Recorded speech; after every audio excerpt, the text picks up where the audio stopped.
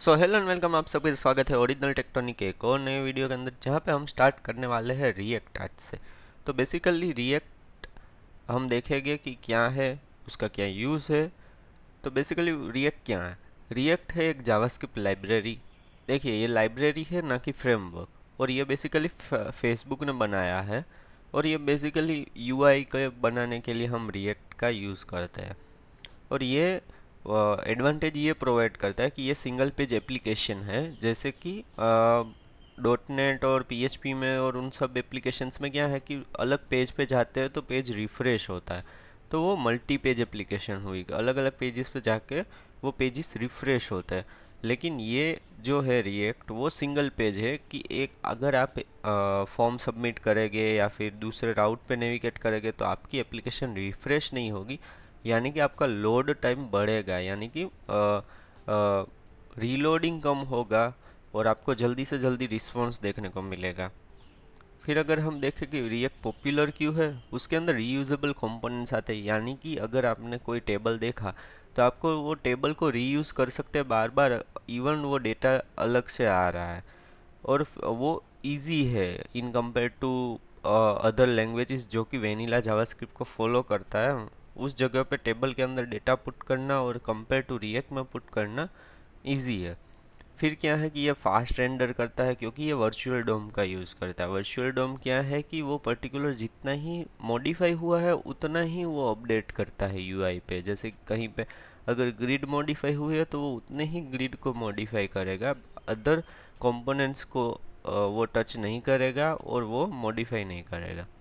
और फिर क्या है कि रिएक्ट की कम्युनिटी बहुत ही एक्टिव है, और उसके अंदर आपको रिस्पॉन्सेस ज़्यादा है, ज़्यादा जल्दी मिल जाता है, क्योंकि ये ओपन सोर्स भी है। तो ओपन सोर्स होने की वजह से इसका कम्युनिटी सपोर्ट बहुत ही बढ़िया है। फिर अगर हम रिएक्ट और ट्रेडिशनल जावास्क्रिप्ट यानी कि वेनिला जावास्क्रिप्ट के बीच का बेसिक डिफरेंस देखें, तो वेनिला जावास्क्रिप्ट क्या है कि मैन्युअल डोम अपडेट, यानी कि रियल डोम को वो अपडेट करता है और आपको मैन्युअली अपडेट करना पड़ता है। रिएक्ट के अंदर क्या है कि वो वर्चुअल डोम को फॉलो करता है। वेनिला जावास्क्रिप्ट क्या है कि रिपीटेटिव कोड आपको लिखना पड़ता है वहाँ पे, और रिएक्ट के अंदर वो आपको नहीं लिखना पड़ता है। वेनिला जावास्क्रिप्ट का कोड स्ट्रक्चर बहुत ही अनऑर्गेनाइज्ड या फिर बहुत ही कॉम्प्लेक्स हो जाता है। रिएक्ट का कोड स्ट्रक्चर बहुत ही ऑर्गेनाइज रहता है रीयूजेबल कंपोनेंट्स की वजह से। फिर अगर हम यहाँ पे की फीचर्स देखें रिएक्ट के, तो वो क्या है कि वन वे डेटा फ्लो, यानी कि वो डेटा को इस तरीके से मेंटेन करता है कि वो डेवलपर को रीडेबल और इजी टू अंडरस्टैंड रहता है। फिर क्या है कि वो JSX की सिंटेक्स फॉलो करता है, यानी कि वेनिला जावास्क्रिप्ट में हम HTML के अंदर जावास्क्रिप्ट लिखते हैं, लेकिन यहाँ पे हम जावास्क्रिप्ट फाइल के अंदर HTML लिखेंगे, जो कि हम आगे के वीडियो के अंदर और डिटेल में देखेंगे। फिर हम क्या है, वर्चुअल डोम है कि वो इफ़िशिएंट अपडेट्स करने के लिए आपको अवेलेबल है, कि वो पर्टिकुलर उतने ही कंपोनेंट को मॉडिफाई करेगा। फिर कंपोनेंट बेस्ड आर्किटेक्चर है। तो कंपोनेंट बेस्ड आर्किटेक्चर मतलब कि क्या, कि वो कॉमन बहुत ही ज़्यादा बनाने में हेल्प करता है, जैसे कि बटन्स है, ग्रिड्स है, तो वो सब हम कॉमन बना सकते हैं। तो वो बेसिकली क्या है कि जावास्क्रिप्ट अगर वेनिला हम फॉलो करें तो वहाँ पे हम फाइल्स बनाएंगे और उसके अंदर हम जावास्क्रिप्ट को मैनेज करेंगे, लेकिन यहाँ पे हम कंपोनेंट्स बनाएंगे और कंपोनेंट्स को कोई पेज के अंदर इंपोर्ट करेंगे और वहाँ पे हम उसको दिखाएंगे। फिर अगर हम देखें कि रिएक्ट आप कब यूज़ कर सकते हैं, जब भी आपको डायनेमिक यूआई यानी कि फास्ट रीलोडेबल यूआई और यहाँ पे आपको रीयूजेबल यूआईज बनाने हैं, तो आप डायनेमिक यूआई बनाने के लिए रिएक्ट का यूज़ कर सकते हैं। फिर सिंगल पेज एप्लीकेशन बनाने के लिए आप रिएक्ट का यूज़ कर सकते हैं, जिससे कि आपका रीलोडिंग टाइम कम हो जाए। फिर क्या है कि जिस एप्लीकेशन में रिपीटेटिंग कंपोनेंट्स हो, जैसे कि आपके ग्रिड्स है, एडमिन पैनल्स है, तो ये सब आप रिएक्ट में बना सकते हैं और वो फास्ट आपको रिस्पॉन्स देगा। फिर क्या है कि स्केलेबिलिटी और मेंटेनेबिलिटी बहुत ही इजी है, यानी कि एप्लीकेशन अगर बार बार मेंटेन करने की ज़रूरत पड़ रही है तो आप रिएक्ट का यूज़ कर सकते हैं। फिर रिएक्ट का यूज़ कौन करता है? ऑब्वियसली फेसबुक और इंस्टाग्राम तो करेंगे ही, क्योंकि मेटा का ही है।